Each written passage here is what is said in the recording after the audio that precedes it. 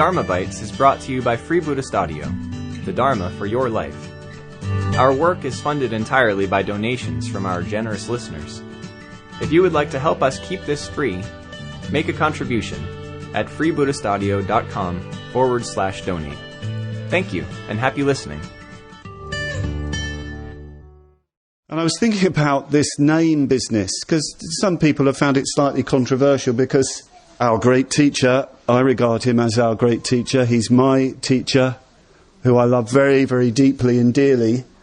He told us in January that he decided to take the recommendation of Indian order members that we change the name of our order to the Triratna Buddhist Order. And it was a little bit controversial in one or two circles, but that's not new in the FWBO, Triratna Buddhist community. I've been ordained a long time, and I can assure you there's been endless debate and discussion and argument. It's not a new thing, it's always been there. But anyway, we're all, I think, reasonably happy, and the suggestion was that the wider community becomes the Triratna Buddhist community, so that's what we're now becoming. Sangharakshita was very fond of the term movement. Some people don't like the word movement, but the reason why he chose movement, because it moves, because it's got energy and drive to take the Dharma out to people. OK, we might be the Triratna Buddhist community, but let's not forget that we're a moving community. And names are very interesting. When I got involved in the Dharma, I was a tender lad of 17 in Brighton, frequenting the local hippie shop, which everybody called Ananda, which I know now is to be pronounced as Ananda. But anyway, in those days, it was Ananda in North Road for aficionados. I was desperate. I was absolutely desperate for the Dharma. I'd read books on Tibetan Buddhism, Lama Govinda, absolutely desperate to meet Buddhists, to meet a guru, to learn to meditate, to gain enlightenment, to receive esoteric secret teachings that in the blink of an eye you just become a master. And there was a little notice that said, the Friends of the Western Buddhist Order are thinking of starting a centre in Brighton. And I thought, what a boring name.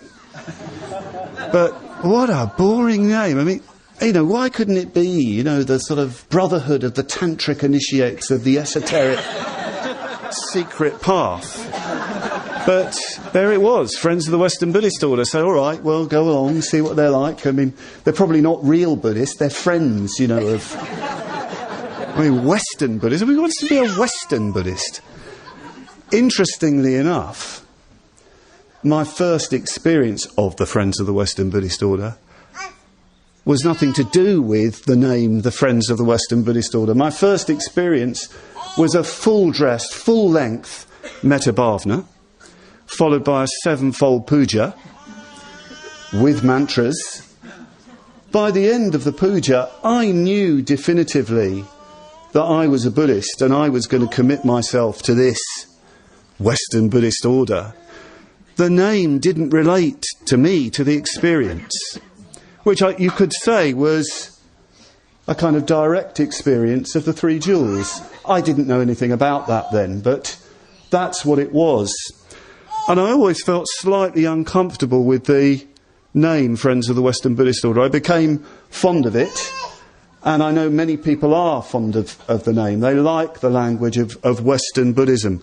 For me, I've never identified ever with being a Western Buddhist, only in the sort of Gnostic sense of being sort of Buddhism in the far west of matter, and we're attempting to liberate ourselves from, you know, the far west of materialism. In that sense, yeah, I can have that. But that's my own sort of private symbolic association. So actually, for me, at last, the name reflects the reality of my experience, that I'm a Buddhist who goes for refuge to the Buddha, Dharma and Sangha, those three precious jewels. We hope you enjoyed today's Dharma Bite. Please help us keep this free. Make a contribution at freebuddhistaudio.com/donate. And thank you.